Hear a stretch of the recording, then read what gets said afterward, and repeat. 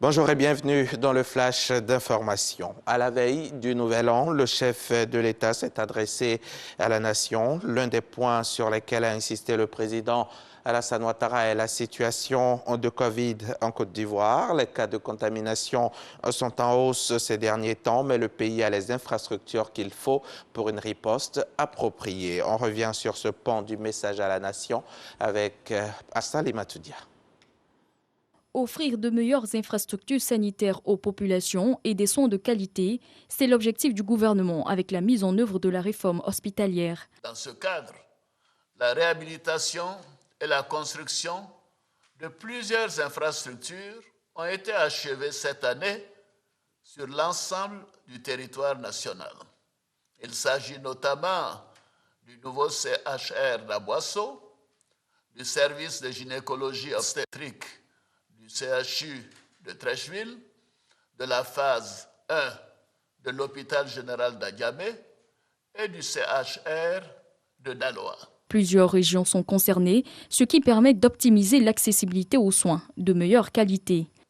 Ce vaste programme se poursuivra avec l'objectif de rapprocher chaque Ivoirien, où qu'il se trouve sur le territoire national, d'un centre de santé bien équipé et de consolider la mise en œuvre de la couverture maladie universelle. La santé des populations reste une priorité en 2022 pour le gouvernement. Oui, la santé des populations reste définitivement une priorité majeure pour le gouvernement. Le ministre de la Santé a visité récemment quelques centres de santé du district d'Abidjan.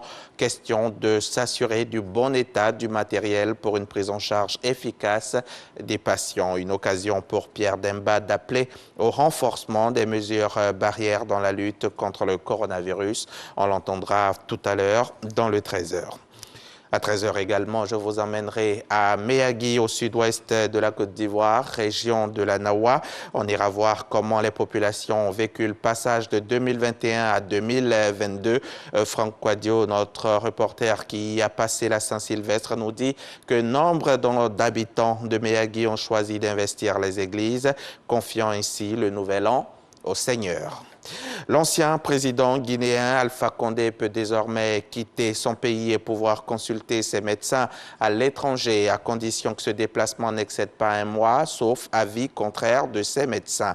Les nouveaux maîtres de Conakry ont accédé ainsi à une demande de la CEDEAO qui a adressé un courrier au colonel Mamadi Doumbouya le 23 décembre dernier. Cette mesure a été saluée par les partisans de l'ancien président qui espèrent d'autres mesures en faveur de leur leader. La société civile salue également cette mesure purement humanitaire. L'administration de Joe Biden a annoncé samedi avoir exclu l'Éthiopie, le Mali et la Guinée de l'AGOA. Washington a jugé que les actions prises par ces trois gouvernements en violent les principes. L'African Growth and Opportunity Act, entendez loi sur la croissance et les opportunités de développement en Afrique, est un accord commercial mis en place en 2000 sous l'administration Clinton pour faciliter et réguler les échanges commerciaux entre les États-Unis et l'Afrique. Dans le cadre de l'AGOA, des milliers de produits africains peuvent bénéficier de réductions de taxes à l'importation.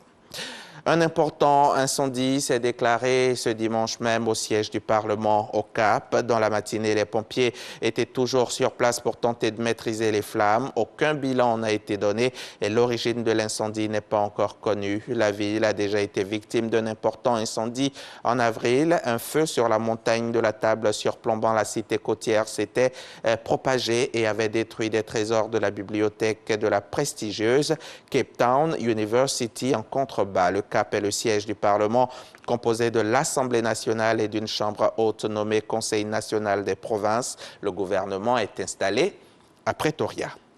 Depuis hier, nous sommes en 2022, mais on ne va pas changer nos habitudes. Nous sommes dimanche. Vous aurez donc droit à votre magazine préféré. Le Dimanche Magazine recevra aujourd'hui le président des détectives privés et enquêteurs professionnels de Côte d'Ivoire. Avec Narcisse Dozo, nous allons tout savoir sur cette profession pratiquée quand même par 200 personnes ici. Entretien à ne pas manquer donc. Rendez-vous est pris pour 13h sur RTI 1.